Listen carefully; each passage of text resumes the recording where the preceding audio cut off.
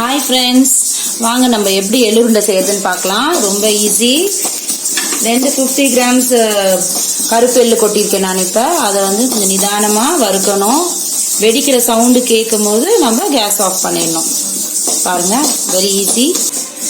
So 3 to 4 minutes நீங்கள் வறுத்த பிறகு கொஞ்சம் ஸ்ப்ளட்டரிங் சவுண்டு கேட்குதுங்களா? சவுண்டு வெடிக்கிற சவுண்டு கேட்கும். எள்ளு மீடியம் ஃப்ளேம்லேயே வறுக்கணும். ஸோ இப்போ வெடிக்க ஆரம்பிச்சிருது. இப்போ ஆஃப் பண்ணிடலாம் ஃப்ரெண்ட்ஸ். இப்போ என்ன பண்ணணும், 2 கை வெல்லம், சரிங்களா? 2 கை வெல்லம் போட்டுடணும். நான் சொல்கிறது 100 கிராம் எள்ளுக்கு கணக்கு. இப்போ அதோடு சேர்த்து எள்ளையும் போட்டுடணும்.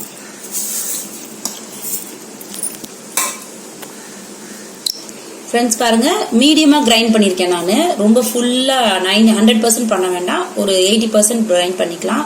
ஸோ நீங்கள் செக் பண்ணி பாருங்கள். பிடிக்க வரணும் உருண்டை. அவ்வளோ ஈஸி, சிம்பிள் வே. ஸோ இப்போ எல்லாம் வெக்கேஷனில் இருக்காங்க பசங்களாம், நிறைய செஞ்சு கொடுங்க. Highly healthy, rich in iron. So don't miss it. So friends, இப்போ நம்ம உருண்டைகள்லாம் பிடிச்சி வச்சுட்டோம். நல்லெண்ணெய் தொட்டு நீங்கள் உருண்டைகளை பிடிச்சி வச்சுக்கலாம்.